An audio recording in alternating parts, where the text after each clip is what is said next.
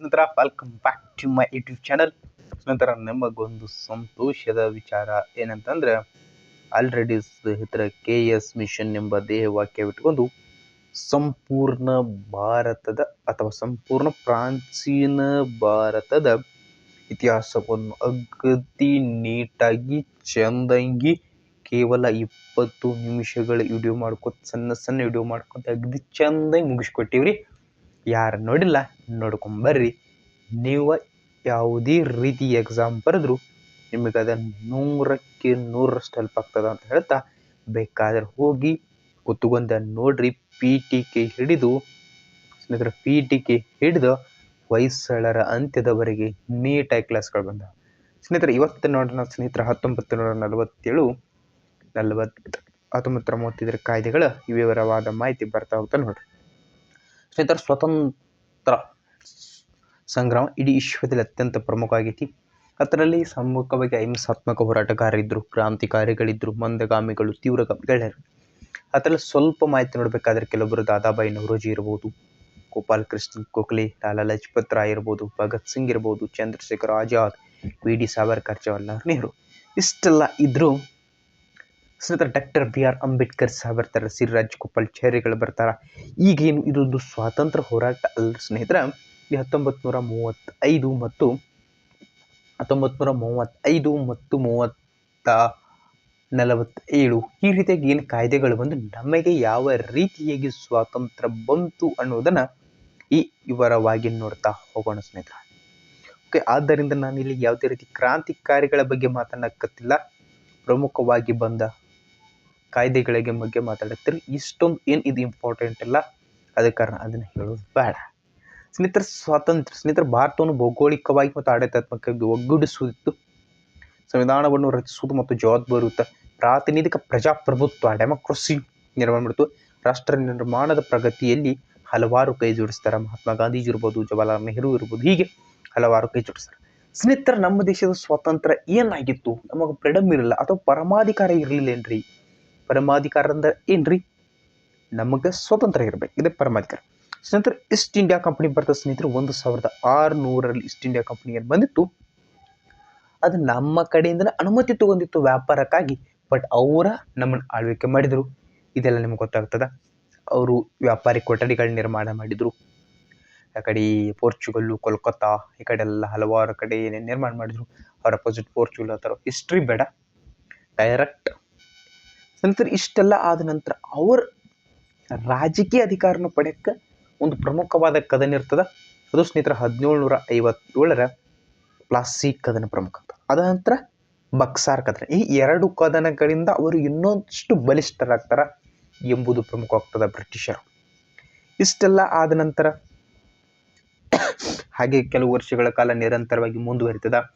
ಭಾರತದಲ್ಲೂ ಚಿಕ್ಕ ಪುಟ್ಟ ಹೋರಾಟಗಳು ನಡೀತಾವ. ಬಟ್ ಅಷ್ಟೆಲ್ಲ ಅವರು ಯಶಸ್ವಿಯಾಗಿ ಹತ್ತಿಕ್ತಾರ. ಅವ್ರ ಹತ್ರ ತುಂಬ ನಾಲೆಜ್ ಇತ್ತು. ಇಂಗ್ಲೆಂಡ್ ಇರೋದು ಇಷ್ಟ ಐತಿ ಕರ ನಾಲೆಜ್ ಬೇಸ್ ಅವಾಗಿತ್ತು. ಈಗ ಟ್ರೆಂಡ್ ಇರೋದು ನಾಲೆಜ್, ಆದ್ದರಿಂದ ಅಧ್ಯಯನ ನಿರಂತರವಾಗಿ ಮಾಡ್ರಿ. ಇಷ್ಟೆಲ್ಲ ಆಯಿತು. ಕಂಪನಿ 1757ರ ಸಿಪಾಯಿ ದಂಗೆ ನಡೀತು. ಅದಾದ ನಂತರ ನಡೀತಿದೆ ಏನ್ರಿ ಸ್ನೇಹಿತರೆ 1757ರ ಸಿಪಾಯಿ ದಂಗೆ. ಒಂದು ನಿಮಿಷ. 1757ರ ಸಿಪಾಯಿ ದಂಗೆ ಏನು ಒಂದು ಸರಿ ಆಯ್ತು ನೋಡ್ರಿ. ಅವಾಗ ಬ್ರಿಟಿಷರಿಗೆ ಮನವರಿಕೆ ಆಯಿತು, ಇಲ್ಲ ಭಾರತದವರ ಒಟ್ಟಾಗಿ ಸ್ವಾತಂತ್ರ್ಯ ಬೇಕಾಗೈತಿ, ಅವರು ಸಹ ರೊಚ್ಚಿಗೆದ್ದಾರ, ಕ್ರಾಂತಿ ಕಿಡಿಗಳಲ್ಲಿ ಅದಾವ ಅಂತ ಗೊತ್ತಾಗ್ತದ. ಅದಾದ ನಂತರ 1757ರಲ್ಲಿ ಪ್ರಪ್ರಥಮ ಬಾರಿಗೆ ಸಿಪಾಯಿ ದಂಗೆ ಆಗ್ತದ. ಈ ಸಿಪಾಯಿ ದಂಗೆಗೆ ಹಲವಾರು ಹೆಸರುಗಳದಾವ. ಪ್ರಥಮ ಸ್ವಾತಂತ್ರ್ಯ ದಂಗೆ ಅಂತ ಕರೀತಾರ, ಸಿಪಾಯಿ ದಂಗೆ ಅಂತ ಕರೀತಾರೆ, ಇನ್ನೂ ಹಲವಾರು ಹೆಸರುಗಳು ಇರುವುದನ್ನು ನೀವು ನೋಡ್ರಿ. ಯಾವತ್ತ ಹಿಸ್ಟ್ರಿ ಕ್ಲಾಸ್ ಬರ್ತದೆ ನೋಡ್ರಿ ಮುಂದುವರಿದು. ಈ ಪ್ರಾಚೀನ ಇತಿಹಾಸ ಮುಗಿದ ಇನ್ನು ಕೆಲವೇ ದಿನಗಳಲ್ಲಿ ಮಧ್ಯಯುಗ ಮುಗಿತದ. ಮಧ್ಯಯುಗದ ನಂತರ ಆಧುನಿಕ ಈ ರೀತಿಯಾಗಿ ತರಗತಿಗಳು ನಿರಂತರವಾಗಿ ಮುಂದುವರಿತಾವೆ. ಅವು ಸಹ ಕಂಟಿನ್ಯೂ ಆಗ್ತಾವೆ ಸ್ನೇಹಿತರೆ. ಒಂದು ಟೀಮ್ ರೆಡಿ ಮಾಡತ್ತೀವಿ. ಒಂದು ಟೀಮ್ ರೆಡಿ ಮಾಡ್ಬಿಟ್ಟು ಸ್ವಲ್ಪ ಡಿಲೇ ಆಗತ್ತೈತಿ. ಟೀಮ್ ರೆಡಿ ಆದ ತಕ್ಷಣ ನಿಮ್ಗೆ ಪ್ರಾಮಾಣಿಕವಾಗಿ ತರಗತಿಗಳು ಬರ್ತಾವೆ ಸ್ನೇಹಿತರೆ. 1857 ಪ್ರಪ್ರಥಮ ಸ್ವಾತಂತ್ರ್ಯ ಸಂಗ್ರಾಮ ಅಥವಾ ಸಿಪಾಯಿ ದಂಗೆ ನಡೆದ ನಂತರ 1958ರಲ್ಲಿ ಭಾರತದ ಆಡಳಿತ ಕಂಪನಿಯಿಂದ ಕ್ರೌನ್ಗೆ ವರ್ಗಾಯಿಸಲ್ಪಡ್ತದ. ಕಂಪನಿ ಅಂದ್ರೆ ಈಸ್ಟ್ ಇಂಡಿಯಾ ಕಂಪನಿ ಇರ್ತದೆ. ಅಲ್ಲಿ ಎಲ್ಲಿ ಹೋಗ್ತದ? ಅದ ಕ್ರೌನ್ಗೆ ಹೋಗ್ತದ. ಆ ಕ್ರೌನ್ ಕಂಪನಿ ಇರ್ತದೆ. ಈ ಕಂಪನಿಯಿಂದ ಎಲ್ಲಿಗೆ ಹೋಗ್ತದೆ? ಕ್ರೌನ್ಗೆ ಹೋಗ್ತದೆ. ಈ ಕ್ರೌನ್ಗೆ ಹೋಗೋದಕ್ಕೆ ಏನು ವರ್ಗಾಯಿಸಲ್ಪಡ್ತಾರ? ಯಾವ ಕಾರಣಕ್ಕೆ ವರ್ಗಾಯಿಸಲ್ಪಡ್ತಾರೆ? ಈ ಪ್ರಥಮ ಸ್ವಾತಂತ್ರ್ಯ ಸಂಗ್ರಾಮ ಏನು ನಡೀತಿದೆ ಆವಾಗ ಅದನ್ನು ಉದ್ದೇಶ ಇಟ್ಟುಕೊಂಡು ಅಲ್ಲಿರ್ತಕ್ಕಂಥ ಜನರು ಹೋರಾಟಗಾರರಾಗಿ ಮುಂದುವರಕತ್ತಾರೆ. ಆದರೆ ಏನಾಗ್ತದು, ಕಂಪನಿಯಿಂದ ಭಾರತದ ಆಡಳಿತ ಅದು ಕಂಪನಿಯಿಂದ ಕ್ರೌನ್ಗೆ ವರ್ಗಾಯಿಸಲ್ಪಡ್ತದ. ಇದಕ್ಕೇನಂತಾರೆ ಪ್ರಥಮ ಸ್ವಾತಂತ್ರ್ಯ ಸಂಗ್ರಾಮ ಅಂತ ಕರೀತಾರೆ. ಅದ ನಂತರ ಮುಂದುವರೆದು ಏನಾಗ್ತದ, 1885ರಲ್ಲಿ ನಮ್ಮ ರಾಷ್ಟ್ರೀಯ ಕಾಂಗ್ರೆಸ್ ಐನ್ಸ್ ಅಂದ್ರೆ ಇಂಡಿಯನ್ ನ್ಯಾಷನಲ್ ಕಾಂಗ್ರೆಸ್ ಶುರುವಾಗ್ತದೆ. ನಿಮಗೆಲ್ಲ ಗೊತ್ತಿದ್ದ ಮಾಹಿತಿ ಐತಿ. ಉಮೇಶ್ ಚಂದ್ರ ಬ್ಯಾನರ್ಜಿ ಅವ್ರದ್ದು ಹೂಮ್ ಇರ್ಬೋದು, ಅವರೆಲ್ಲ ಒಟ್ಟು ಸ್ವಲ್ಪ ರಿಸ್ಕ್ ತಗೊಂಡು ಸಭೆಗಳನ್ನು ಸೇರಿ ಒಂದು ಇಂಡಿಯನ್ ನ್ಯಾಷನಲ್ ಕಾಂಗ್ರೆಸ್ನ ಶುರು ಮಾಡ್ತಾರೆ 1885. ಈ 1885 ಸಹ ನೆನ್ಪಿಟ್ಕೊಡ್ರಿ, ಯಾಕಂದ್ರೆ ಸ್ಪರ್ಧಾತ್ಮಕ ಪರೀಕ್ಷೆಯಲ್ಲಿ ಕ್ವಶನ್ ಆಗಿದಾವ. ನಾನು ನಿಮಗೆ ರೆಗ್ಯುಲರ್ ಹೇಳಕತ್ತೀನಿ ರೀ, ಯಾಕೆ ಕ್ವಶನ್ ಆಗ್ಯಾವ ಅಂತ ಹೇಳ್ತೀನಿ ರೀ, ಸ್ವಲ್ಪ ಅಲರ್ಟ್ ಆಗ್ತೀರಿ. ಮತ್ತು ನಾ ಯಾವುದು ಫೇಕ್ ಅನ್ಕೊಟ್ಟ ಹೇಳತ್ತಿಲ್ಲ ರೀ, ಫೇಕ್ ನನ್ನ ಜೀವಮಾನದಾಗ ನಾನು ಹೇಳಿಲ್ಲ, ನಾ ಹೇಳೋಂಗೂ ಇಲ್ಲ. ಓಕೆ, ಫೇಕ್ ಒಟ್ಟ ಹೇಳಿ ಕ್ವಶನ್ ಪೇಪರ್ ತೆಗೆದು ನೋಡ್ರಿ, ಏನಿದು ಕ್ವಶನ್ ಆಗೈತೆ ಅಂತ ಹೇಳ್ತಿಲ್ಲ, 1ರಿಂದ 3 ಸರಿಯಾದ ಕ್ವಶನ್ ಆಗಿರ್ತದೆ 100%. 1885 ಇಂಡಿಯನ್ ನ್ಯಾಷನಲ್ ಕಾಂಗ್ರೆಸ್ ಸ್ಥಾಪನೆ ಆಗ್ತದ, ಗೊತ್ತೈತಿ. ಇವ್ರು ಏನು ಮಾಡ್ತೀವಿ, ಇವರು ಪ್ರಜೆಗಳ ಹಿತಾಸಕ್ತಿಗಳನ್ನು ಅಂದ್ರೆ ಡಿಫ್ರೆಂಟ್ ಟೈಪ್ಸ್ ಇರ್ತಾರೆ. ಆ ಡಿಫ್ರೆಂಟ್ ಟೈಪ್ಸ್ ಇದ್ದವ್ರು ಎಲ್ಲ ಈ ಥರ ಇರ್ತಾರೆ. ಬ್ರಿಟಿಷರ ಮೇಲೆ ಒತ್ತಡ ಡೈರೆಕ್ಟ್ ಶುರು ಮಾಡ್ತಾರೆ. ಇಲ್ರಿ ಮತ್ತು ಭಾಳ ದಿನ ನೀವು ಆಳಾಕತ್ತೀರಿ, ನೀವು ಭಾಳ ದಿನ ಆಡೋದು ಸರಿ ಅಲ್ರಿ, ನಮ್ಮ ದೇಶ ನಮ್ಗೆ ಬಿಟ್ಟು ಹೋರಿ ಅಂತ ಬ್ರಿಟಿಷರು ಹಲವಾರು ಕಾಯ್ದೆಗಳ ಅನುಷ್ಠಾನ ತರೋ ಮೂಲಕ ಅವ್ರ ಬೇಡಿಕೆನ ಸಣ್ಣಗೆ ಸ್ಟೆಪ್ ವೈಸ್ ಈಡೇರಿಕೆ ಮಾಡ್ಕೋತ ಬರ್ತಾರೆ. ಕ್ಲಿಯರ್ ಹೇಳಿದ್ರಿ. ಇದು 1885ರಲ್ಲಿ ಇಂಡಿಯನ್ ನ್ಯಾಷನಲ್ ಕಾಂಗ್ರೆಸ್ ಸ್ಥಾಪನೆ ಆಯ್ತು. ಇಂಡಿಯನ್ ನ್ಯಾಷನಲ್ ಕಾಂಗ್ರೆಸ್ ಇವ್ರು ಏನು ಮಾಡತ್ತು, ಬ್ರಿಟಿಷರ ಮೇಲೆ ಪ್ರೆಷರ್ ಹಾಕತ್ತೆ. ಇವ್ರು ಏನೋ ಬ್ರಿಟಿಷರು, ಈ ಬ್ರಿಟಿಷ್ ಮೇಲೆ ಪ್ರೆಷರ್ ಹಾಕೊಂಡು ಇವರು ಒಂದೊಂದು ಕಾಯ್ದೆ ಏನಂತ ಅಂದ್ರಲ್ಲ, 1935 1947 ಈ ರೀತಿಯ ಕಾಯ್ದೆಗಳು ಸ್ಟೆಪ್ ವೈಸ್ ಬಿಟ್ಕೋತ ಆದ್ರೆ ಆ ಸ್ಟೆಪ್ ವೈಸ್ ಏನು ಕೊಟ್ಟರು ಅವ ಕಾಯ್ದೆಗಳಾದವು. ಆ ರೀತಿಯಾಗಿ ಕಾಯ್ದೆಗಳಲ್ಲಿ ನಿಮಗೆ ಪ್ರಮುಖ ಮತ್ತು ಕ್ವಶನ್ ಯಾವ್ಯಾವ ಆಗ್ತಾವಂದ್ರೆ, ಒಂದು 1909ರ ಮಿಂಟೋ ಮಾರ್ಲೆ ಸುಧಾರಣೆ ಆಗ್ತದೆ. ಯಾವುದ್ರಿ, 1909ರ ಮಿಂಟೋ ಮಾರ್ಲೆ ಸುಧಾರಣೆ. ಅದಾದ ನಂತರ 1919ರ ಬ್ಯಾಂಟೆಗೋ ಚೆಲ್ಸ್ಫರ್ಡ್ ವರದಿ ಆಗತ್ತೋ ಸುಧಾರಣೆ ಆಗಿರೋದು. ಇದಾದ ನಂತರ ಅತಿ ಪ್ರಮುಖ ಭಾರತದ ಸಂವಿಧಾನ ರಚನೆಯಲ್ಲಿ ಅತಿ ಹೆಚ್ಚಿನ ಭಾಗವನ್ನು ವಹಿಸಿರ್ತಕ್ಕಂಥ 1935ರ ಕಾಯ್ದೆ ಸಹ ಬಹಳ ಇಂಪಾರ್ಟೆಂಟ. ಯಾವುದೇ ಕ್ವಶನ್ ಪೇಪರ್ ನಡಲಿ, ಅದು PC to KPSC ನಡಲಿ, PC to KPSC means KS ಅಂತ ಕರೀನ್ರಿ, ಅಲ್ಲಿ ನಡೆದ್ರೆ ಏನಾಗ್ತದೆ, ನಿಮಗೆ ಒಂದು ಕ್ವಶನ್ ಕಟ್ಟಿಟ್ಟ ಬುತ್ತಿ ಈ 1935 ಈ 1935ರ ಸರ್ಕಾರಕ್ಕೆ ಯಾಕೆಷ್ಟು ಪ್ರಮುಖ ಐತ್ರಿ, ಯಾಕಂದ್ರೆ ಈ ಏನೈತ್ಲೆ ಈ 1935ರ ಕಾಯ್ದೆ ಏನು ಅವರು ಬ್ರಿಟಿಷರು ತಂದಿದ್ರಲ್ರಿ ಹಲವಾರು ಕಾಯ್ದೆ, ಆ ಕಾಯ್ದೆಗಳನ್ನು ನಮ್ಮ ಸಂವಿಧಾನ ರಚನಾಕಾರರು ಏನು ಕರಡು ಪ್ರತಿ ರೆಡಿ ಮಾಡತ್ತೀರ ಅವ್ರು ಇರ್ಬೋದು, ಮತ್ತು ಕರಡು ಪ್ರತಿ ಆದ ನಂತರ ಸಂವಿಧಾನ ರಚನೆ ಡಿಸ್ಕಸ್ ಮಾಡಿ ಆ 1935ರ ಭಾರತ ಸರ್ಕಾರ ಕಾಯ್ದೆದ ಹಲವಾರು ಅಂಶಗಳನ್ನು ತಗೊಂಡಾರ. ಹಲವಾರು ಅಂಶಗಳನ್ನು ತೆಗೆದುಕೊಂಡಾರ. ಆದರೆ ಈ 1935ರ ಕಾಯ್ದೆಯನ್ನು ಭಾರತ ಸಂವಿಧಾನದ ನೀಲಿ ನಕಾಶೆ ಅಂತ ಕರೀತಾರೆ. ನೀಲಿ ನಕಾಶೆ ಅಂತ ಕರೀತಾರೆ. ಆದ್ದರಿಂದ ಈ 1935ರ ಭಾರತ ಸರ್ಕಾರ ಕಾಯ್ದೆಗೆ ಒಂದು 10 ಸ್ಟಾರ್ ಕೊಟ್ಟರು ಕಡಿಮೆ. ಅಷ್ಟು ಇಂಪಾರ್ಟೆಂಟ್ ನಿಮ್ಮ ಕಾಂಪಿಟೇಟಿವ್ ಎಕ್ಸಾಮ್ ಓದೋರು. ನೀವು ಭಾರತ ಸಂವಿಧಾನ ಅಥವಾ ICU ಪರ್ಫೆಕ್ಟ್ ICU ಹೋದಾಗೂ ಈ 1935ರ ಕಾಯ್ದೆ ಬಗ್ಗೆ ನೀವು ತಿಳಿದೇ ಇರಬೇಕಾಗ್ತದೆ. ಇಲ್ಲಿ ಕಾಯ್ದೆ ಬಂದೈತಿ ಅಷ್ಟು ಹೇಳೋನು. ನೆಕ್ಸ್ಟ್ ಏನು ಐಸಿ ಒಳಗೆ ಭಾರತ ಸಂವಿಧಾನದ ರಚನೆ, ಇದು ಐಸಿನ, ಬಟ್ ಇದು ಹಿನ್ನೆಲೆ ಹಿಡ್ಕೊಂಡು ಬರೋದು ಸ್ವಲ್ಪ ಹಿಸ್ಟ್ರಿ ಮಿಕ್ಸ್ ಆಗೈತಿ. ಓಕೆ, ಇದು ಇಂಪಾರ್ಟೆಂಟ್ ಆಗ್ತದೆ. ನೆಕ್ಸ್ಟ್ ಮೊನ್ನೆದು 1909ರ ಮಿಂಟೋ ಮಾರ್ಲೆ ಸುಧಾರಣೆ ಇರ್ಬೋದು, 1919ರ ಬ್ಯಾಂಟೆಗೋ ಚೆಲ್ಸ್ಫರ್ಡ್ ಸುಧಾರಣೆಗಳು, 1935ರ ಭಾರತ ಸರ್ಕಾರ ಕಾಯ್ದೆ ಸ್ಟೆಪ್ ವೈಸ್ ಬರಕತ್ತಿಲ್ರಿ, ನಾನು ಹೇಳಿನಲ್ಲ ಸ್ಟೆಪ್ ವೈಸ್. ಆಯ್ತು, 1947ರ ಭಾರತ ಸ್ವಾತಂತ್ರ್ಯ ಕಾಯ್ದೆ ಇದು ಸಹ ಪ್ರಮುಖವಾಗ್ತದೆ. ಈ ರೀತಿಯಾಗಿ ಹಂತವಾಗಿ ಏನು ಮಾಡಿದ್ರು, ಬ್ರಿಟಿಷರಿದ್ದವ್ರೆ ನಮಗೆ ಒಂದೊಂದು ಸ್ವಾತಂತ್ರ್ಯವನ್ನು ಕೊಡ್ತಾ ಬಂದರು. ಎಸ್, ಅದಾದ ನಂತರ 1909ರ ಒಂದು ನಿಮಿಷ, ಈ 1909ರ ಕಾಯ್ದೆಯು ಭಾರತೀಯರಿಗೆ ಆಡಳಿತದಲ್ಲಿ ಪಾಲ್ಗೊಳ್ಳಲು ಅವಕಾಶ. 1919ರ ಕಾಯ್ದೆ ಯಾಕೆ ಪ್ರಮುಖ ಸರ, ಇದು ಏನು ಮಾಡಿತು ಅಂದ್ರೆ ಭಾರತೀಯರಿಗೆ ಆಡಳಿತ ಅಡ್ಮಿನಿಸ್ಟ್ರೇಷನ್ ಒಳಗೆ ಸ್ವಲ್ಪ ಅವಕಾಶವನ್ನು ಕೊಟ್ಟಿತು. ಅವ್ರಿಗೂ ಸಹ ಭಾರತವನ್ನು ಕೆಲವೊಂದು ಕಡೆ ನೇಮಕ ಮಾಡ್ಕೊಂಡ್ರು, ಎಲ್ಲ ಕಡೆ ಸಂಪೂರ್ಣವಾಗಿ ಭಾರತೀಯರ ಕೈ ಕೊಡಲಿಲ್ಲ. 1919ರಲ್ಲಿ ಕೆಲವೊಂದು ಪ್ಲೇಸಸ್ಸಲ್ಲಿ ಭಾರತೀಯರು ಏನು ಮಾಡ್ಕೊಂಡ್ರು, ಅಪ್ಲಿಕೇಶನ್ ಹಾಕಿ ನೀವು ಹೆಂಗೆ ಜಾಯ್ನ್ ಆಗ್ತಿರಲ್ಲ ಹಂಗೆ ಜಾಯ್ನ್ ಮಾಡ್ಕೊಂಡ್ರಿ ಇವರು ಸಹ. ಆದಂಥ ಪ್ರಥಮ ಬಾರಿಗೆ ಮುಸ್ಲಿಮ್ಸ್ ಪ್ರತ್ಯೇಕ ಮತದಾರ ಕ್ಷೇತ್ರವನ್ನು ಕೊಟ್ಟರು. ಇಲ್ಲಿ ಬ್ರಿಟಿಷರ್ ಎಷ್ಟು ತಲೆ ಓಡಿಸಿದ್ರು ನೋಡ್ರಿ ಅವಾಗ. ಇಲ್ಲಿ 1909ರ ಕಾಯ್ದೆ ಏನು ಮಾಡ್ರು, ಆಡಳಿತದಲ್ಲಿ ಪಾಲ್ಗೊಳ್ಳಕ್ಕೆ ಅವಕಾಶ ಕೊಟ್ಟರು.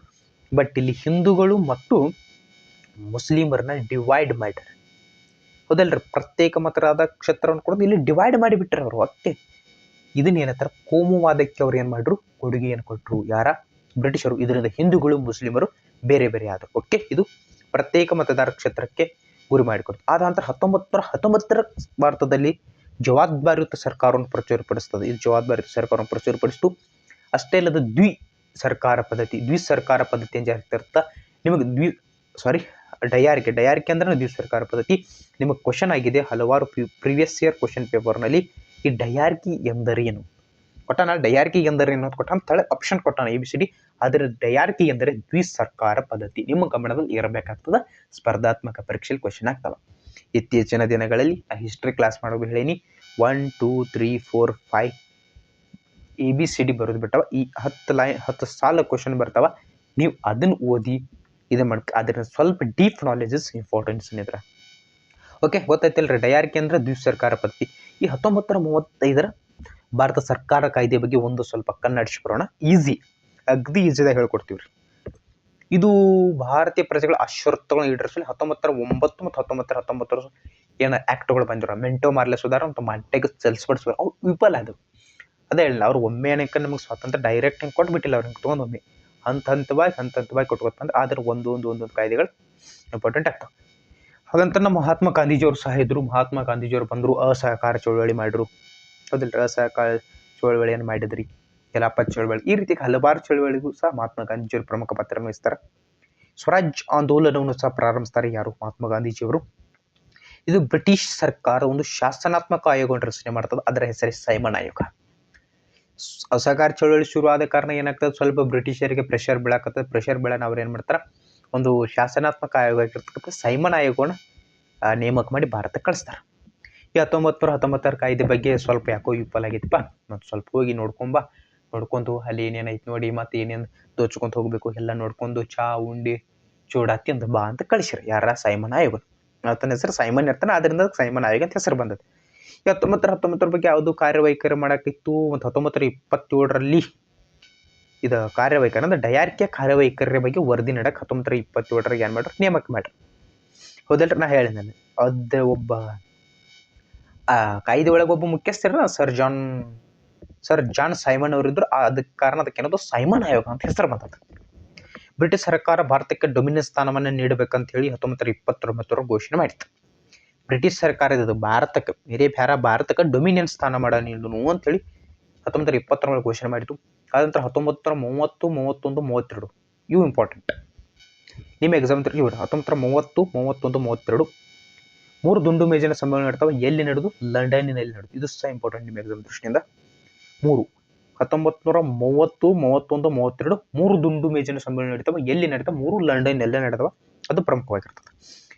ಹಾಗಾದ್ರೆ ಈ ಪ್ರಮುಖವಾಗಿ ಈ ದುಂಡು ಮೇಜಿನಲ್ಲಿ ಏನು ಮಾಡ್ರು, ಒಂದು ಶ್ವೇತಪತ್ರ, 3 ಶ್ವೇತಪತ್ರಗಳನ್ನು 3 ಸಮ್ಮೇಳನ ಕೂಡಿ ಒಂದು ಶ್ವೇತಪತ್ರ ಅಂತ ಬಿಡುಗಡೆ ಮಾಡ್ತಾರೆ. ಆ ಶ್ವೇತಪತ್ರದಲ್ಲಿ ಏನೇನಿದ್ದು ಹಂಗಂದ್ರೆ ಈಸಿ ವೇ ಹೋಗೋಣ.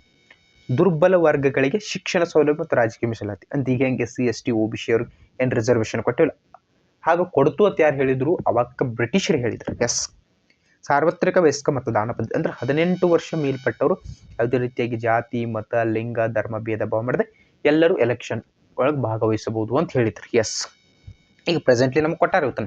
ಅದನ್ನು ಹೇಳಿ 1935ರ ಭಾರತ ಸರ್ಕಾರ ಕಾಯ್ದೆನು ನಮ್ಮ ಸಂವಿಧಾನದ ನೀಲಿ ನಕಾಶೆ ಅಂತ ಕರ್ತಾರೆ. ಯಾಕೆ? ಈ ಎಲ್ಲ ಪಾಯಿಂಟ್ ಅಲ್ಲಿ ಅದಾವ, ಈಗ ಪ್ರೆಸೆಂಟ್ಲಿ ಅದಾವ ಇಲ್ರಪ್ಪ, ನೀವು ಹೋಗಿ ಚಂದಂಗೆ ಒಮ್ಮೆ ಚೆಕ್ ಮಾಡಿರಿ. ಓಕೆ, ಅದ ನಂತರ ಸಾಮಾಜಿಕ ಬಹಿಷ್ಕಾರ ಪದ್ಧತಿ ಬರ್ತದೆ, ಅದನ್ನ ನಿಷೇಧ ಮಾಡುವುದು. ಇದು ಕೋಮು ಪ್ರಾತಿನಿಧ್ಯ, ಇದು ಹೇಳಿದ್ರು ಮಕ್ಕಳು ಎಟ್ಟಿ ಇದನ್ನಿದ್ರು ನೋಡ್ರಿ. 1909, 1919ರಾಗ ಫೋಕಸ್ ಅವರು ಮಾಡಿರೋದ್ರ ಬಗ್ಗೆ ಹಿಂದೂಗಳಿಗೆ ಮತ್ತು ಮುಸ್ಲಿಮರಿಗೆ ಪ್ರತ್ಯೇಕ ಮತಕ್ಷೇತ್ರ ಕೊಡೋದತ್ತ ಮಾಡ್ಯಾರ ಅವ್ರು ನೋಡ್ರಿ. ನಂತರ ಅಸ್ಪೃಶ್ಯರಿಗೆ ಪ್ರತ್ಯೇಕ ಅಧಿಕಾರ ಕೊಟ್ಟಿರೋರು. ಈಗ ಪಾಪ ಅಸ್ಪೃಶ್ಯರು ಇಷ್ಟು ಭಾರತ ಸಂವಿಧಾನದ ಎಷ್ಟೋ ವಿಧಿ ಪ್ರಕಾರ ಏನಾಗ್ತದ ಅಂದ್ರೆ 17ನೇ ವಿಧಿ ಪ್ರಕಾರ ಅಸ್ಪೃಶ್ಯತೆ ಆಚರಣೆಯನ್ನು ನಿವಾರಣೆ ಮಾಡ್ತದೆ. ಇನ್ನಾದರೂ ಅಸ್ಪೃಶ್ಯತೆ ಕೆಲವೊಂದು ಕಡೆ ಐತಿ. ಎಲ್ಲದಕ್ಕೆ ಎಜುಕೇಟೆಡ್ ಸ್ಟಡಿ ಮಾಡ್ರಿ ಅಂತ ಹೇಳೋದು ನಾವು. ಸ್ಟಡಿ ಮಾಡ್ರಿ, ನಿಮ್ಮ ಲೈಫ್ ಆಟೋಮೆಟಿಕ್ ಚೇಂಜ್ ಆಗ್ತದೆ. ಓಕೆ, ನಂತರ ಸೈಮನ್ ಆಗ ಈ 3 ಸಮ್ಮೇಳನಗಳ ಮೇಲೆ ನಿರ್ಣಯ ಘೋಷಿಸಿತು. ಅದರ ಗಾಂಧೀಜಿಯವರು ಇದೇನು ಅಸ್ಪೃಶ್ಯರಿಗೆ ಪ್ರತ್ಯೇಕ ಮತದಾರರಿಗೆ ಏನು ಇದನ್ನು ಕೊಟ್ಟಿದ್ದಾರಲ್ಲ, ಮತಕ್ಷೇತ್ರ, ಮತದಾರಿಗೆ ಅವರಿದಾದ ಮತದಾರ ಕೊಡೋದು, ಅವರಿಗೆ ವಿಶೇಷ ಇದನ್ನು ಕೊಡೋದು. ಇದನ್ನು ನೋಡಿ ಅವ್ರು ಏನಂದ್ರು, ಹಂಗ ಅವ್ರಿಗೆ ಅಟ್ಟೆ ಹಾಕಿ ಕೊಡೋದು ಅಂತೇಳಿ ಅದು ವಿರೋಧಿಸಿ ಮರಣಾಂತರ ಉಪವಾಸನ ಕೈಗೊಳ್ತಾರ. ಇದು ಇಂಪಾರ್ಟೆಂಟ್. ಇಲ್ಲೊಂದು ಒಪ್ಪಂದ ಆಗ್ತದೆ. ಈ ಒಪ್ಪಂದ ನಿಮಗೆ ಭಾಳ ಅಂದ್ರೆ ಭಾಳ ಸರಿ ಕ್ವಶನ್ ಆಗಿದೆ. ಆ ಒಪ್ಪಂದದ ಬಗ್ಗೆ ನೋಡೋಣ್ರಿ. ಆಯ್ತಲ್ಲ ಹೇಳಿ. ಇದು ಯಾರಿಗೆ ಅಸ್ಪೃಶ್ಯರಿಗೆ ಪ್ರತ್ಯೇಕ ಮತಾಧಿಕಾರವನ್ನು ಏನು ಕೊಟ್ಟರು ಅದನ್ನು ವಿರೋಧಿಸಿ ನಮ್ಮ ಮಹಾತ್ಮ ಗಾಂಧೀಜಿಯವರು ಏನು ಮಾಡಿದ್ರಿ, ಮಹಾತ್ಮ ಅಮರನಾಂತರ ಉಪವಾಸನ ಕೈಗೊಂಡ್ರು. ಎಲ್ಲಿ ಅದಕ್ಕೆ ಉಪವಾಸ ಕೈಗೊಂಡ್ರು ನಿಮ್ಗೆ ಗೊತ್ತಾಯ್ತು. ಇದು ನಮ್ಮ ದುಂಡು ಮೇಜಿನ ಸಮ್ಮೇಳನದ ಚಿತ್ರ ಸ್ನೇಹಿತರ. ನಮ್ಮ ಗಾಂಧೀಜಿಯವರು ಅದಾರ ನೋಡ್ತೀರಿ. ಗಾಂಧೀಜಿಯವರು ಎಲ್ಲದಕ್ಕೂ ಹೋಗಿರಲ್ಲ, ಕೆಲವೊಂದಕ್ಕೆ ಮಾತ್ರ ಹೋಗಿದ್ರು. ಅದ ನಂತರ ಮತ್ತೇನು ಮಾಡ್ರು, ನಮ್ಮ ಕಾಂಗ್ರೆಸ್ ಅಂದ್ರೆ ಇಂಡಿಯನ್ ನ್ಯಾಷನಲ್ ಕಾಂಗ್ರೆಸ್ದವ್ರು ಏನಿದ್ರೆ ಅವ್ರು ಆದರೂ ಗಾಂಧೀಜಿ ಕಡೆ ಹೋದರು. ಗಾಂಧಿ ಮುತ್ಯ ಏನಾಗೈತಿ ಅಂದ್ರೆ ಅವ್ರು ಗಾಂಧಿ ಮುತ್ಯ ಹಿಂಗ್ಯಾಕಪ್ಪ ಮತ್ತು ಶಾನೆ ಮನುಷ್ಯ ಆಗಿ ಹಿಂಗ್ಯಾಕೆ ಮಾಡತ್ತತಿ ಎದ್ ಕೇಳ್ರು. ಏನು ಮಾಡೋದಪ್ಪ, ಮತ್ತು ಸ್ಪೃಶ್ಯರಿಗೆ ಪ್ರತ್ಯೇಕ ಮತದಾರ ಕ್ಷೇತ್ರವನ್ನು ಕೊಟ್ಟಾರು. ಇದು ಹೆಂಗ ಅಂತೇಳಿ ಗಾಂಧಿ ಮುತ್ಯ ಒಟ್ಟು ಫುಲ್ ಉಪವಾಸ ಕೂತು ಬಿಟ್ಟಿದ, ನೀರು ಕುಡಿದಿಲ್ಲಾಗಿದ, ಚಹಾ ಕುಡಿದಿಲ್ಲಾಗಿದ, ಚೋಡಾ ಬಿ ತಿಂದಿಲ್ಲಾಗಿದ. ಹಿಂಗಾಗಿ ಏನಾಯ್ತು, ಫುಲ್ ಟೆನ್ಷನ್ ಆತ ಇಂಡಿಯನ್ ನ್ಯಾಷನಲ್ ಕಾಂಗ್ರೆಸ್ ಅವ್ರಿಗೆ. ಆದರೂ ಗಾಂಧಿ ಮುತ್ಯ ಹಿಂಗೆ ಮಾಡೋದು ಬೇಡ, ಅಂಬೇಡ್ಕರ್ನು ಕರ್ಕೊಂಡ್ಬರ್ತು, ಇಬ್ಬರು ಬರ್ರಿ, ಮತ್ತು ಪ್ರತ್ಯೇಕ ಮತದಾರ ಕ್ಷೇತ್ರ ಏನೈತಿ ಅದು ಬೇಡ, ಅದರ ಪೈನ ದುರ್ಬಲ ವರ್ಗಗಳಿಗೆ ಏನಾಡು ಮೀಸಲಾತಿ ಕೊಡು ಅಂತ ಹೇಳ್ಯಾರ. ದುರ್ಬಲ ವರ್ಗಗಳಿಗೆ ಏನಾಡು ಮೀಸಲಾತಿ ಕೊಡು ಅಂತ ಹೇಳ್ರಿ. ಅದಕ್ಕೆ ಗಾಂಧಿ ಮುತ್ಯ ಹಂಗಂದ್ರೆ ಬರ್ತಂದ್ರೆ ನಮ್ದು ಅಂಬೇಡ್ಕರ್ ಫೋನ್ ಹಚ್ಚಿಬಿಟ್ಟ. ಅವಾಗೆಲ್ಲ ನೋಡ್ಯ ಫೋನ ಟ್ರಿನ್ ಫೋನ್ ಹತ್ತು, ಹಲೋ ಅಂಬೇಡ್ಕರ್ ಸರ್ ನಮಸ್ಕಾರ ಅಂದ್ರು. ಹೇಳ್ರಿಪ್ಪ ನಾನು ಹಿಂಗ್ರಿ ಗಾಂಧಿ ಮುತ್ಯ ಹಿಂಗಾಗ್ಯಾನ್ರಿ, ಅಂಬೇಡ್ಕರ್ ನೀವು ಬರ್ರಿ. ಹಂಗಂದ್ರೆ ನಾನು ಓಕೆ ಅಂತ ಹೇಳಿ ಅಂಬೇಡ್ಕರ್ ಮತ್ತು ಗಾಂಧಿ ಮುತ್ಯ ಬಂದರು. ಇವರ ನಡುವೆ ಏನು ಒಪ್ಪಂದ ಆತ್ ನೋಡ್ರಿ ತಮ್ಕೊಡ್ರೆ, ಇದಕ್ಕೇನತ್ತಾರ ಪುನಾ ಒಪ್ಪಂದ. ಗಾಂಧಿ ಮತ್ತು ಅಂಬೇಡ್ಕರ್ ನಡುವೆ ಆದ ಒಪ್ಪಂದವೇ ಪುನಾ ಒಪ್ಪಂದ. ಎಷ್ಟರಲ್ಲಾಯ್ತು ಅದು ಇಂಪಾರ್ಟೆಂಟ್. 24 ಸೆಪ್ಟೆಂಬರ್ 1932 24 ಸೆಪ್ಟೆಂಬರ್ 1932 ಪುನಾ ಒಪ್ಪಂದ ಆಗ್ತದ. ಇದು ನಿಮ್ಮ ಎಕ್ಸಾಮ್ ದೃಷ್ಟಿಯಿಂದ ಭಾಳ ಅಂದ್ರೆ ಭಾಳ ಇಂಪಾರ್ಟೆಂಟ್. ಓಕೆ, ಗಾಂಧಿ ಮತ್ತು ಅಂಬೇಡ್ಕರ್ ನಡುವೆ 24 ಸೆಪ್ಟೆಂಬರ್ 1932 ಯಾವ ಒಪ್ಪಂದ ಆಯಿತು? ಪುನಾ ಒಪ್ಪಂದ ಆಯ್ತು. ನೆಕ್ಸ್ಟ್ ಇಂಪಾರ್ಟೆಂಟ್ ಇದ್ದಿದ್ದು ಕಟ್ಟ ಫೋಕಸ್ ಮಾಡಿ ಹೇಳಿದ್ರಿ, ಗೊತ್ತಿದ್ದಿಲ್ರಿ. ನಮ್ಮ ಯೂಟ್ಯೂಬ್ ಚಾನಲ್ ಮೇಮಾನದ ಐತಿ. ಫೋಕಸ್ ಕತ್ತಿ ರೂಪದಾಗ ಹೇಳಿಲ್ಲ, ಅಂಬೇಡ್ಕರ್ ಫೋನ್ ಹಚ್ಚರು. ಹಾಕಿ ನೆನ್ಪಿಟ್ಕೊರಿ. ಈ ಸಮ್ಮೇಳನ ನಂತರ ಶ್ವೇತಪತ್ರನ ಹೊಡಿಸಿರು. ಅವ್ರು ಏನು ಮಾಡ್ರು, ಇದನ್ನು ಬ್ರಿಟಿಷ್ ಪಾರ್ಲಿಮೆಂಟ್ನ ಜಂಟಿ ಆಯ್ಕೆ ಸಮಿತಿ ಪರಿಶೀಲನೆ. ಇದೇನು ಬೇಡ ನಿಮಗೆ, 1930 ಭಾರತ ಸರ್ಕಾರ ಕಾಯ್ದೆ ಹೊಡಿಸಲಾದ. 1935 ಭಾರತ ಸರ್ಕಾರ ಕಾಯ್ದೆ ಏನು ಹೊಡಿಸಲಾಯಿತು. ಇದು ಎಷ್ಟು ವಿಧಿಗಳನ್ನು ಹೊಂದಿತ್ತು ಕ್ವಶನ್ ಆಗಿದೆ. 321 ವಿಧಿಗಳು. 321 321 ವಿಧಿಗಳು ಮತ್ತು 10 ಅನುಬಂಧಗಳನ್ನು ಒಳಗೊಂಡಿತ್ತು. 10 ಅನುಬಂಧಗಳನ್ನು ಒಳಗೊಂಡಿತ್ತು ಕ್ವಶನ್ ಆಗೈತಿ. ಓಕೆ ಸರ್, ಕ್ವಶನ್ ಆಗೈತಿ ಒಂದ ಪೇಪರ್ ಕ್ವಶನ್ ಐತಿ. ಒಂದ ಪೇಪರ್ ಹಂಗೈತಿ, ಒಂದ ಪೇಪರ್ ಹಂಗಿಟ್ಟು ಕ್ವಶನ್ ಆಗಿದೆ. ಎಲ್ಲರೂ ಇದೊಂದು ಬುಕ್ ಓದ್ಕೊಂಡ್ರೆ ಅದಕ್ಕೆ ಏನು ಬೇಕು, ವೈಡ್ ನಾಲೆಜ್ ಬೇಕು, ಟೆಕ್ಸ್ಟ್ ಬುಕ್ ನಾಲೆಜ್ ಬೇಕು. ಓಕೆ ಸ್ನೇಹಿತರೆ, 1935 ಕಾಯ್ದೆ ಮುಖ್ಯಾಂಶಗಳು. ಸಂಯುಕ್ತ ಪದ್ಧತಿ. ಸಂಯುಕ್ತ ಪದ್ಧತಿ ಅಂದ್ರೆ ಏನ್ರಿ? ಬ್ರಿಟಿಷ್ ಭಾರತದಲ್ಲಿ ಏನಿತ್ತಲ್ಲ ಅದು ಬ್ರಿಟಿಷ್ ಪ್ರಾಂತ್ಯಗಳು ಮತ್ತು ಘಟಕಗಳ ದೇಶೀಯ ಸಂಸ್ಥಾನಗಳನ್ನ ಭಾರತ ಸಂಯುಕ್ತ ಪದ್ಧತಿ. ಸಂಯುಕ್ತ ಅಂದ್ರೆ ಏನ್ರಿ? ಕೂಡಿ ಇರುವುದಕ್ಕೆ ಸಂಯುಕ್ತ ಅಂತ ಕರೀತಾರೆ. Okay, clear. ಸಂಯುಕ್ತ ಅಂದ್ರೆ ಕೊಂಡಿರೋದು. ಆದ್ದರಿಂದ 1935 ಕಾಯ್ದೆಯು ಭಾರತದ ಬ್ರಿಟಿಷ್ ಪ್ರಾಂತ್ಯಗಳು ಮತ್ತು ಘಟಕಗಳಾಗಿ ದೇಶೀಯ ಸಂಸ್ಥಾನ ಒಳಗೊಂಡ ಭಾರತದ ಸಂಯುಕ್ತ ಪದ್ಧತಿಗೆ, ಅಂದ್ರೆ ಭಾರತ ಬ್ರಿಟಿಷ್ ಪ್ರಾಂತ್ಯಗಳು ಇರಬೇಕು ಮತ್ತು ದೇಶೀಯ ಸಂಸ್ಥಾನ ಎರಡು ಕೂಡಿಸಿ ಎಂಜಾಯ್ ಮಾಡ್ಕೊತಿರು ಅಂತ ಹೇಳ್ರಿ. ಅಧಿಕಾರ ವಿಭಜನೆ ಮಾಡ್ರಿ ಅವ್ರು. ಅಧಿಕಾರ ವಿಭಜನೆ ಹೆಂಗೆ ಮಾಡ್ರಿ? ಕೇಂದ್ರ ಪಟ್ಟಿ ಮಾಡ್ರು, ರಾಜ್ಯ ಪಟ್ಟಿ ಅಥವಾ ಪ್ರಾಂತ್ಯ ಪಟ್ಟಿ, ಸಮವರ್ತಿ ಪಟ್ಟಿ ಎರಡು. ಕೇಂದ್ರ ಪಟ್ಟಿಯಲ್ಲಿ ಬರೋ ವಿಷಯಗಳಿಗೆ ಅವ್ರು ಮಾಡ್ತಾರೆ, ಅಂದ್ರೆ ಬ್ರಿಟಿಷರು. ಇಟ್ ಮೀನ್ಸ್ ಈಗೇನು ಪ್ರೆಸೆಂಟ್ಲಿ ಕೇಂದ್ರ ಸರ್ಕಾರ ಮಾಡೋದು ಕೇಂದ್ರ ಪಟ್ಟಿ, ರಾಜ್ಯ ಪಟ್ಟಿ, ಸಮವರ್ತಿ ಪಟ್ಟಿ. ಅವಾಗ ಬ್ರಿಟಿಷರ ಕೈಯಲ್ಲಿ ಏನಿತ್ತು? ಕೇಂದ್ರ ಇತ್ತು. ಆದ್ದರಿಂದ ಕೇಂದ್ರ ಪಟ್ಟಿ ಮೇಲೆ ಬರೋ ವಿಷಯಗಳು ಫೋಕಸ್ ಮಾಡಿ ಬ್ರಿಟಿಷರಟ್ಟ ಕಾಯ್ದೆಗಳನ್ನು ಮಾಡ್ತರು. ಈಗ ನಮ್ಮ ಕೇಂದ್ರ ಸರ್ಕಾರ ಮಾಡ್ತಾರೆ, ಇಟ್ ಮೀನ್ ನರೇಂದ್ರ ಮೋದಿ ಅವರು ಮಾಡ್ತಾರೆ. ಆ ರೀತಿಯಾಗಿ ಅವ್ರು ಏನು ಮಾಡ್ರು? ಕೇಂದ್ರ ಪಟ್ಟಿ ಒಂದು 59 ವಿಷಯಗಳನ್ನ ಇಟ್ಕೊಂಡ್ರು.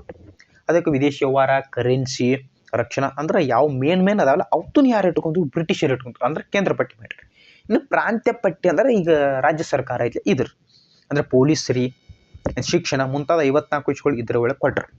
ಅದಂತರ ಇನ್ನು ಸಮವರ್ತಿ ಪಟ್ಟಿ ಕೊಟ್ರು. ಈ ಇಬ್ಬರು ಕೂಡಿ, ಅಂದ್ರೆ ಕೇಂದ್ರದವರು, ರಾಜ್ಯ ಅಂದ್ರೆ ಬ್ರಿಟಿಷರು ಮತ್ತು ನಮ್ಮವರು ಕೂಡಿ ಮಾಡೋದು. ಇದು ಕ್ರಿಮಿನಲ್ ಲಾ, ಸಿವಿಲ್ ಪ್ರೊಸೀಜರ, ವಿವಾಹ ವಿಚ್ಛೇದನ, ಒಂದು 36 ವಿಷಯಗಳನ್ನ ಕೊಟ್ಟರು. ಇಂಪಾರ್ಟೆಂಟ್ ಆಯ್ತು. ಉಳಿದಿದ್ದು ಏನು ಖಾಂಜೆ ಪಂಜೆ ಅಧಿಕಾರಿ ಅವತ್ತು ಯಾರು ಕೊಟ್ಟರು? ಶೇಷಾಧಿಕಾರಿಗಳು, ಗವರ್ನರ್ ಜನರಲ್ ಅಂತಿದ್ರಲ್ಲ, ಆ ಗವರ್ನರ್ ಜನರಲ್ ಕೈಯಾಗ ಅಧಿಕಾರ ಕೊಟ್ಟಾರ. ಓಕೆ, ಇದಾದಂಥ ಕೇಂದ್ರದಲ್ಲಿ ದ್ವಿಸರ್ಕಾರ ಪದ್ಧತಿ, ಇದಕ್ಕೆ ಡೈಯಾರ್ಕಿ ಅಂತ ಕರೀತಾರೆ. ಹೇಳಿನಲ್ರಿ ನಾ. ಕೇಂದ್ರದಲ್ಲಿ ದ್ವಿಸರ್ಕಾರ ಪದ್ಧತಿ, ಅದ ಡೈಯಾರ್ಕಿ. 1935 ಕಾಯ್ದೆಯು ಕೇಂದ್ರದಲ್ಲಿ ದ್ವಿಸರ್ಕಾರ ಪದ್ಧತಿಯನ್ನು ತಂದಿತ್ತು. ಸಾಕ್. ಇನ್ನು ಶಾಸಕಾಂಗ ಬರ್ತದ. ಒಂದು ನಿಮಿಷ ಸಾರಿ ತಮ್ಕೊಟ್ರೆ ಸಾರಿ. ಎಸ್, ಇಲ್ಲಿ ಇದನ್ನು ತಗೋಬೇಕಾಯ್ತು. ಅಂತ ಶಾಸಕಾಂಗ ತರ್ತದೆ. ಇದು ಕೇಂದ್ರ ಶಾಸಕಾಂಗವನ್ನು ಫೆಡರಲ್ ಅಸೆಂಬ್ಲಿ ಎತ್ಕೊಂತ, ಅಂದ್ರೆ ಈಗ ಏನು ಲೋಕಸಭೆ, ರಾಜ್ಯಸಭೆ ಆ ರೀತಿ ಅಲ್ಲಿ ಏನೈತಿ ಅದನ್ನು ಕೇಂದ್ರ ಶಾಸಕವನ್ನು ಫೆಡರಲ್ ಅಸೆಂಬ್ಲಿ ಎತ್ಕೊಳ್ತು. ಫೆಡರಲ್ ಅಸೆಂಬ್ಲಿ ಮತ್ತು ಕೌನ್ಸಿಲ್ ಆಫ್ ಸ್ಟೇಟ್ನಿಂದ ಕೂಡಿರುವ ದ್ವಿಸದನ ವ್ಯವಸ್ಥೆಯಾಗಿದೆ. ದ್ವಿಸದನ ಕೇಂದ್ರ ಶಾಸಕಾಂಗ ಏನಿರ್ತಿರಲ್ಲ, ಈಗ ಏನು ಶಾಸಕಾಂಗ ಇಲ್ಲ, ಹೆಂಗೆ ಲೋಕಸಭೆ ರಾಜ್ಯಸಭೆ ಹಂಗೆ ಅವಾಗ ಫೆಡರಲ್ ಅಸೆಂಬ್ಲಿ ಮತ್ತು ಕೌನ್ಸಿಲ್ ಆಫ್ ಸ್ಟೇಟ್ಸ್ ಅದು ಕರೆದು. ಕೌನ್ಸಿಲ್ ಆಫ್ ಸ್ಟೇಟ್ನಲ್ಲಿ 260 ಸದಸ್ಯರಿದ್ದರು. ಆ 260 ಸದಸ್ಯರಲ್ಲಿ 150 ಸದಸ್ಯರು ಬ್ರಿಟಿಷರಿಂದ ಆಯ್ಕೆ ಆದ್ರೆ ಉಳಿದು 104 ಮಂದಿ ನಮ್ಮ ದೇಶೀಯ ಸಂಸ್ಥಾನಗಳಿಂದ ಆಯ್ಕೆ ಆಗ್ತಿರು. ಇದು ಫೆಡರಲ್ ಅಸೆಂಬ್ಲಿ ಕೆಳ ಸದನ ಆಗೈತಿ, ಅಂದ್ರೆ ಕೆಳಸನ. ಇದು ಮೇಲ್ಮನೆ ಅಂದ್ರೆ ಯಾವುದು? ರಾಜ್ಯಸಭೆ. ಇದು ಕೆಳಮನೆ ಅಂದ್ರೆ ಲೋಕಸಭೆ.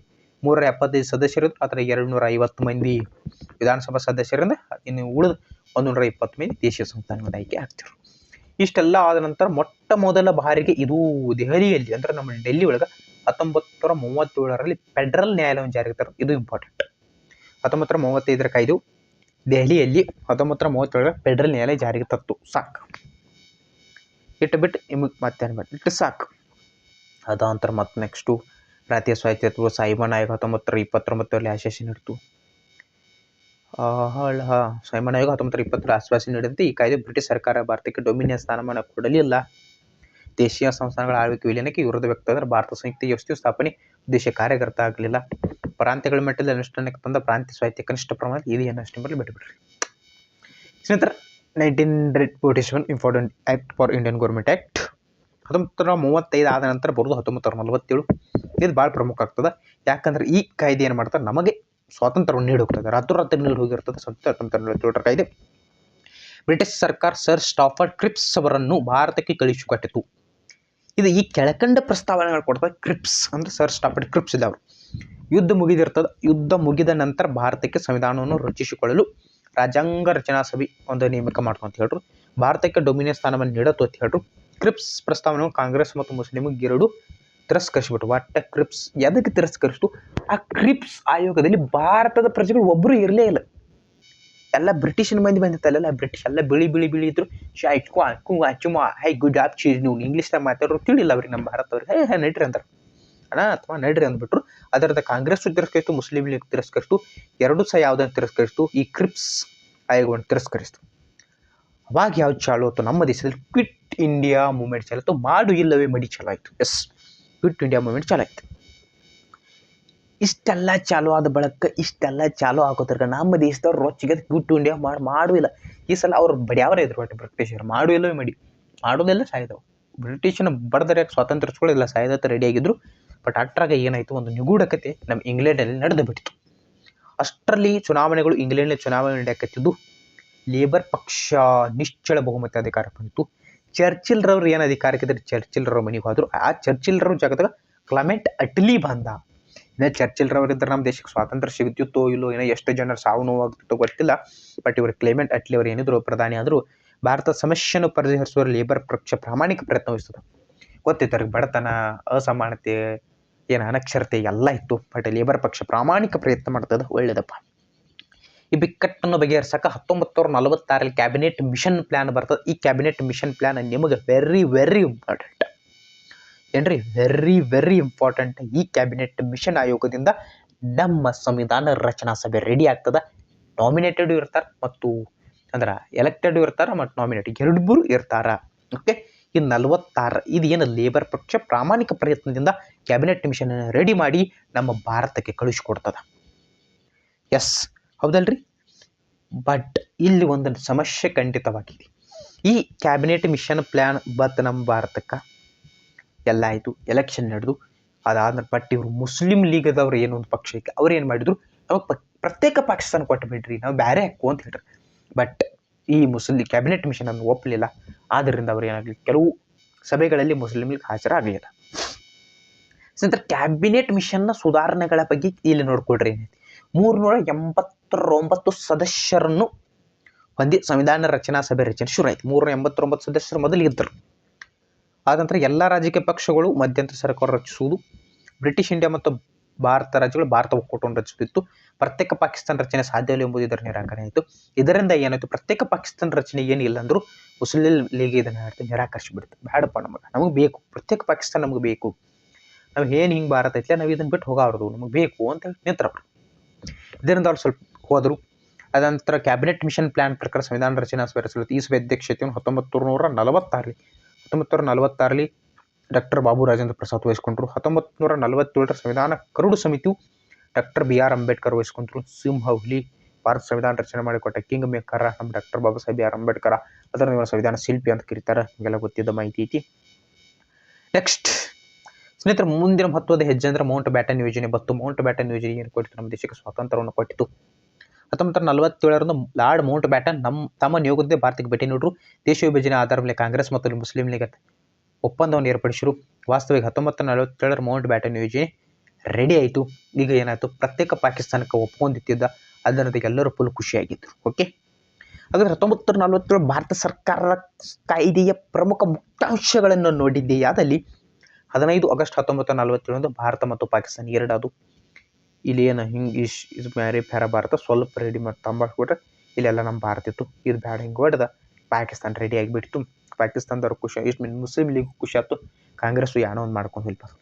ಅದಂತರ ಸಿಂಧ್ ಇರ್ಬೋದು, ಬಲೂಚಿಸ್ತಾನ್ ಇರ್ಬೋದು, ಪಂಜಾಬ್ ಇರ್ಬೋದು, ಪೂರ್ವ ಬಂಗಾಳ, ವಾಯುವ್ಯ ಗಡಿ ಮತ್ತು ಅಸ್ಸಾಮನ್ನು ಸಿಲೆಕ್ಟ್ ಪ್ರದೇಶ ಬಿಟ್ಟು ಉಳಿದೆಲ್ಲ ಬ್ರಿಟಿಷ್ ಇಂಡಿಯಾದ ಪ್ರಾಂತ್ಯಗಳು ಭಾರತ ಭೂಭಾಗವನ್ನು ಸೇರಿದು. ಗಡಿಯನ್ನು ನಿರ್ಧರಿಸಲು ಯಾರು ಬಂದರು? ಸರ್ ಸಿರಿಲ್ ರಾಡ್ಕ್ಲಿಫ್ ಅವರು ಬಂದರು. ಇವರನ್ನು ಬೌಂಡ್ರಿ ಕಮಿಷನ್ ಯಾರು ಬಂದರು? Sir Cyril Radcliffe. ಹೆಸರು ನೆನ್ಬಿಟ್ಕೊಡ್ರಿ. ಭಾರತದ ರಾಜ್ಯಗಳ ಮೇಲೆ ಚಕ್ರವರ್ತಿ ಅಧಿಪತ್ಯ ಇಲ್ಲಿಗೆ ಎಂಡ್ ಆಗಿಬಿಟ್ಟಿತು. ಗವರ್ನರ್ ಜನರಲ್ ಏನು ಹುದ್ದೆ ಇತ್ತು ಅದು ಪ್ರಾಂತೀಯ ಗವರ್ನರ್ಗಳ ಸಂವಿಧಾನದ ಮುಖ್ಯಸ್ಥರಿಗೆ ಶಾಸನ ರಚಿಸುವ ವಿಶೇಷ ಅಧಿಕಾರ ಅವ್ರು ಕಳ್ಕೊಂಡ್ಬಿಟ್ರು. ಒಟ್ಟ ಪವರ್ ಕಡಿಮೆ ಐತಿ. ಅದಾದ ನಂತರ secretary of state for India ಹುದ್ದೆ ಇತ್ತು. Secretary for state for India ಹುದ್ದೆ ಇತ್ತು. 1947 ಆಗಸ್ಟ್ 15 ದಿನದಂದು ಭಾರತ ಮತ್ತು ಪಾಕಿಸ್ತಾನ ಎಲ್ಲ ಡಿವೈಡ್ ಆಗಿ ಭಾರತಕ್ಕೊಂದು ಸ್ವತಂತ್ರ ಸಿಕ್ತು. ಹೆಮ್ಮೆಯ ಸಂಗತಿ ಅಂತ ಹೇಳ್ತಾ ಅವತ್ತು ಇಲ್ಲಿ ಏನೋ ನ್ಯೂಸ್ ಪೇಪರ್ ಇತ್ತು, ಆ ನ್ಯೂಸ್ ಪೇಪರ್ ಸಹ ಬಂದಿತ್ತು ನೋಡ್ರಿ. ಇಲ್ಲೆಲ್ಲ ಇದು ನಮ್ಮ ನೆಹರು ಅವರು, ಇದು ನಮ್ಮ ಧ್ವಜ. ಅವತ್ತು ಧ್ವಜ ಹಿಂಗಿತ್ತು ನೋಡ್ರೆ, ನಡು ಅಶೋಕ ಚಕ್ರ ಇರಲ್ಲ, ಮುಂದೆ ಹೋಗಿ ಅಪ್ಡೇಟ್ ಮಾಡ್ಕೊಂಡಾರ ಅದನ್ನು. ಅದು ಸೆಕೆಂಡ್ ಬಿಟ್ರಿ. ಭಾರತ ಸ್ವಾತಂತ್ರ್ಯವನ್ನು ಪ್ರಕಟಿಸಿರುವ ಪತ್ರಿಕಾ ವರದಿ 1947 ನಮ್ಮ ಡೆಲ್ಲಿಯಲ್ಲಿ ಅಂದರೆ ದೆಹಲಿಯಲ್ಲಿ ಅಲ್ಲಿ ಕೆಂಪು ಕೋಟೆ ಐತೆ, ಅದ್ರ ಮೇಲೆ ಸ್ವಲ್ಪ ಏನು ಮಾಡ್ತಾರೆ? ಧ್ವಜಾರೋಹಣ ಮಾಡ್ತಾರೆ. ಈಗ ಪ್ರೆಸೆಂಟ್ಲಿ ಸಹ ಮಾಡ್ತಾರೆ ಸರ್. ಮಾಡ್ತಾರೆ. 15 ಆಗಸ್ಟ್ 1940 ರಾಜ್ಯಾಂಗ ರಚನಾ ಸಭೆ ಸಂಪೂರ್ಣ ಸಾರ್ವಭೌಮ ಕುಳಿತು ಸಂವಿಧಾನ ರಚಿಸುವ ಪೂರ್ಣ ಅಧಿಕಾರ ಹೊಂದಿತ್ತು. ಇದರಿಂದ ಏನೇನು ಮಧ್ಯಂತರ ಸರ್ಕಾರ ಬೀಳೋಕ್ಕಿಂತ ಮೊದಲೇ ಅದೇನ್ರಿಪ್ಪ ಕರಡು ಸಮಿತಿ ನಮ್ಮ ಡಾಕ್ಟರ್ ಬಿ ಆರ್ ಅಂಬೇಡ್ಕರ್ ವಹಿಸ್ಕೊಂಡಿದ್ರು. ಅದರಲ್ಲಿ ಹಲವಾರು ಸದಸ್ಯರಿಂದ ಕೂಡಿದ್ರು. ನಮ್ಮ ಸಂವಿಧಾನ ರಚನೆ ಮಾಡಿಕೊಟ್ರು. ಅದಾದ ನಂತರ 1930 ಮಧ್ಯಂತರ ಸರ್ಕಾರ ಜಾರಿಗೆ ಬರ್ತದೆ. ಅದಕ್ಕಿಂತ ಮೊದಲು ಮಧ್ಯಂತರ ಸರ್ಕಾರ ಜಾರಿಗೆ ಬರ್ತದೆ. ಇದೇನು ಇವರೆಲ್ಲ ಡಿಸ್ಕಸ್ ಅದು ಮಾಡ್ತಿದ್ರೆ ಅವಾಗೆಲ್ಲ ಮಧ್ಯಂತರ ಸರ್ಕಾರ ಬಂತು. ಸೆಪ್ಟೆಂಬರ್ 2, 1946 ಭಾರತದಲ್ಲಿ ಮಧ್ಯಂತರ ಸರ್ಕಾರ ಜಾರಿಗೆ ಬರ್ತದೆ. ಇದು 389 ಸದಸ್ಯರನ್ನು ಒಳಗೊಂಡಿತ್ತು. ಅದಂತರ 9 ಡಿಸೆಂಬರ್ 1946 ಆರಂಭ ಆಯಿತು. ಬ್ರಿಟಿಷರು ಭಾರತದಿಂದ ಪಾಕಿಸ್ತಾನ ಸ್ವಾತಂತ್ರ್ಯ ಪಡೆ ಹಸ್ತಾಂತರ ಸುಗಮಗೊಳಿಸಿರು. ಅವರನ್ನು ಡಿವೈಡ್ ಮಾಡಿಕೊಟ್ರು. ಅನಂತರ 1947 ಆಗಸ್ಟ್ 15 ಏನಾಯ್ತು? ನಮ್ದು ಅಸ್ತಿತ್ವಕ್ಕೆ ಬಂತು ಭಾರತ. ಹೊಸ ರಾಜ್ಯಕ್ಕೆ ಸಂವಿಧಾನ ರಚನಾ ಸಭೆ ಪ್ರಮುಖಂಗಾತು. ಇದರಿಂದ ನಮಗೆ ಹೊಸ ಸಂವಿಧಾನ ಅಗತ್ಯವಾಯಿತು. ಆದ್ದರಿಂದ ಕರಡು ಇಲ್ಲೆಲ್ಲ ಅದಾರ ಪ್ರಮುಖ ಅವಾಗ ಯಾರಿದ್ರು ಅಂದರೆ ಇದು ಮಧ್ಯಂತರ ಸರ್ಕಾರಿನ. ಇದು ಮಧ್ಯಂತರ ಅಂದ್ರೆ ನಮ್ಮ ದಿನ ಸಂವಿಧಾನದ ರೆಡಿ ಆಗಿರಲಿಲ್ಲ. ಅದರಿಂದ ಮಧ್ಯಂತರ ಸರ್ಕಾರ ರೆಡಿ ಆಯಿತು. ಇದು ನೋಡ್ರಿ, ಇಲ್ಲಿ ಕಾರ್ಯಕಾರಿ ಮಂಡಳಿ ಇರ್ತಾರೆ. ಯಾರ ಬ್ರಿಟಿಷ್ ಇದ್ರಲ್ಲ, ಆ ಬ್ರಿಟಿಷರು ಒಳಗೊಬ್ಬರ ಕಾರ್ಯಕಾರಿ ಮಂಡಳಿ ಉಪಾಧ್ಯಕ್ಷರಾಗಿರ್ತಕ್ಕಂಥ ನೆಹರು ಅವ್ರು ಏನಾಗ್ತಾರೆ? ಇಲ್ಲಿ ಪ್ರಧಾನಮಂತ್ರಿ ಆಗ್ತಾರೆ. ಸರ್ದಾರ್ ವಲ್ಲಭಾಯ್ ಪಟೇಲ್ ಉಪ ಪ್ರಧಾನಿ ಮತ್ತು ಗೃಹ ಸಚಿವರಾಗ್ತಾರೆ. ಡಾಕ್ಟರ್ ಬಿ ಆರ್ ಅಂಬೇಡ್ಕರ್ ಕಾನೂನು ಸಚಿವರಾಗ್ತಾರೆ. ಮೌಲಾನಾ ಅಬ್ದುಲ್ ಕಲಾಂ ಆಜಾದ್ ಶಿಕ್ಷಣ. ಈ ರೀತಿಯಾಗಿ ಒಬ್ಬರು ಇರ್ತಾರೆ. ಓಕೆ, ಎಲ್ಲ ಕೂತ್ಕೊಂಡಿರೋದು ಸರಿ ಅಲ್ಲ ಅನ್ನೋದು ನನ್ನ ಅನಿಸಿಕೆಗಳು. ಇಲ್ಲ ಐತೆ ನೋಡ್ರಿ, ಪಂಡಿತ್ ನೆಹರು ಒಂದಿಗೆ ಸಂಪುಟದ ಸದಸ್ಯರದಾರ. ಇವರು ಇಲ್ಲಿ ನೆಹರು ಅದಾರ. ಇವರು ನಮ್ಮ ಸರ್ದಾರ್ ವಲ್ಲಭಾಯ್ ಪಟೇಲ್ ಜಿ, ಇಲ್ಲಿ ಡಾಕ್ಟರ್ ಬಿ ಆರ್ ಅಂಬೇಡ್ಕರು ಎಲ್ಲ ಇರೋದನ್ನು ನೋಡ್ಕೊಳ್ರಿ. ಚೆಂದಾಗಿ ನೋಡ್ಕೊಂಡು ಓದಿರಿ. ಆಗಸ್ಟ್ 1947 ಭಾರತ ಬ್ರಿಟಿಷ್ ಪ್ರಾಂತ್ಯದಲ್ಲಿ ಮಧ್ಯಂತರ ಸರ್ಕಾರ ಅಮೆರಿಕದ ಸಂಯುಕ್ತ ಸಂಸ್ಥಾನ ಒಳಗೊಂಡಂತೆ ಇತರ ರಾಷ್ಟ್ರಗಳ ಜೊತೆ ರಾಜ್ಯತಾಂತ್ರಿಕ ಸಂಬಂಧ ಇತ್ತು. ಆನಂತರ 26 ನವೆಂಬರ್ 1940 ಸಂವಿಧಾನ ಅಂಗೀಕರಿಸಿತು. 26ನೇ ತಾರೀಕು ಮತ್ತು ಜನವರಿ 1950 ಏನು ಮಾಡಿತು? ನಮ್ಮ ದೇಶ ಸಂವಿಧಾನ ರಚನೆ ಆಯಿತು. ಡಾಕ್ಟರ್ ಬಿ ಆರ್ ಅಂಬೇಡ್ಕರ್ ಇರ್ಬೋದು. ಡಾಕ್ಟರ್ ಬಿ ಆರ್ ಅಂಬೇಡ್ಕರ್ ಅವರ ಪಾತ್ರ ಸಂವಿಧಾನ ರಚನಾ ಸಭೆಯಲ್ಲಿ ಬಹಳ ಪ್ರಮುಖ ಪಾತ್ರ ವಹಿಸಿದ್ದು ಡಾಕ್ಟರ್ ಬಿ ಆರ್ ಅಂಬೇಡ್ಕರ್. ಹಲವಾರು ದೇಶಗಳ ಸಂವಿಧಾನ ಅಧ್ಯಯನ ಮಾಡಿ ನಮ್ಮ ದೇಶಕ್ಕೆ ಏನೇನು ಬೇಕು ಏನೇನು ಬೇಡ ಅವತ್ತು ಕೊಟ್ಟಿರೋ ಸಂವಿಧಾನ ಇವತ್ತು ನಾವು ನಡೆಯಕತ್ತೀವಿ ಅಂದ್ರೆ ಎಷ್ಟು ಥಿಂಕ್ ಮಾಡಿ ಬರೆದಿರಬೇಕು ನೀವು ಲೆಕ್ಕ ಹಾಕ್ರಿ. ನಂತರ ಮುಂದೆ ಹೋಗಿ ನಮಗೆ ಸಾರ್ವತ್ರಿಕ ಚುನಾವಣೆಗಳು ನಡೆದುಬಿಟ್ಟು ಮುಂದೆ ಹೋಗಿ ಯಾವಾಗ ಸಾರ್ವತ್ರಿಕ ಚುನಾವಣೆ ನಡೆದು ಅಂತ ನೋಡ್ರಿ. ಪ್ರಥಮ ಸಾರ್ವತ್ರಿಕ ಚುನಾವಣೆ 1951 ರಿಂದ 52. ಭಾರತ ಸಂವಿಧಾನ 26 ಜನವರಿ 1951 ಏನು ಸಂವಿಧಾನ ರಚನೆ ಮಾಡ್ತು. ಅದ ನಂತರ ಎಲೆಕ್ಷನ್ ನಡೀತಾವ. ಅಕ್ಟೋಬರ್ 1951 ಫೆಬ್ರವರಿ 1952 ನಡೆದು ಇದರೊಂದಿಗೆ ಏನಾಯಿತು, ನಮ್ಮ ದೇಶದಲ್ಲಿ ಪರಮಾಧಿಕಾರ ನಮಗೆ ಬಂತು, ಬ್ರಿಟಿಷರ ಆಡಳಿತ ಎಂಡಾಯಿತು ಅಂತ ಹೇಳ್ತಾ ಮುಂದುವರ್ಸೋಣ. ಸಾಕ್ರೆ ನೋಡು, ಒಂದು ನಿಮಿಷ. ನನ್ನ ಅನಿಸಿಕೆ ಪ್ರಕಾರ ಸಾಕು ಸ್ನೇಹಿತರೆ. ಅರ್ಧ ಗಂಟೆಗಳ ಕಾಲ ತರಗತಿ ಆಗಿದ್ದ ಸಾಕು ಅನಿಸ್ತು. ಇನ್ನೂ ಎಷ್ಟು ಪೇಜ್ ಐತ್ರಿ ಸ್ನೇಹಿತರೆ? ನನ್ನ ಅನಿಸಿಕೆ ಪ್ರಕಾರ ಸಾಕು. ಇದು ಬಹಳ ದೊಡ್ಡದ ಟಾಪಿಕ್ ಇದ್ದ ಕಾರಣ ಮತ್ತು ನೆಕ್ಸ್ಟ್ ಕ್ಲಾಸಲ್ಲಿ ಭೇಟಿ ಆಗೋಣ ಸ್ನೇಹಿತರೆ. ನೀವು ಸದಾಕಾಲ ನೋಡ್ತಾ ಇರಿ ಯೂಟ್ಯೂಬ್ ಚಾನಲ್ನ. ಸದಾಕಾಲ ನಿಮ್ಗೆ ಹೆಲ್ಪ್ಫುಲ್ ಆದ ಮಾಹಿತಿ ಬರ್ತಂತ ಪ್ರಾಮಾಣಿಕವಾಗಿ ಹೇಳ್ತಿದ್ರಿ. ಮತ್ತು ನೆಕ್ಸ್ಟ್ ವಿಡಿಯೋಲಿ ಭೇಟಿ ಆಗೋಣ ಸ್ನೇಹಿತರೆ. ಅಲ್ಲಿವರೆಗೂ ಎಲ್ಲರಿಗೂ ಬಾಯ್ ಬಾಯ್. ಸ್ಟಡಿ ಮಾಡಿರಿ, ಎಂಜಾಯ್ ಮಾಡಿರಿ. ಮತ್ತೆ ಭೇಟಿ ಆಗೋಣ ಸ್ನೇಹಿತರೆ. ಅಲ್ಲಿವರೆಗೂ ಎಲ್ಲರಿಗೂ ಬಾಯ್ ಬಾಯ್.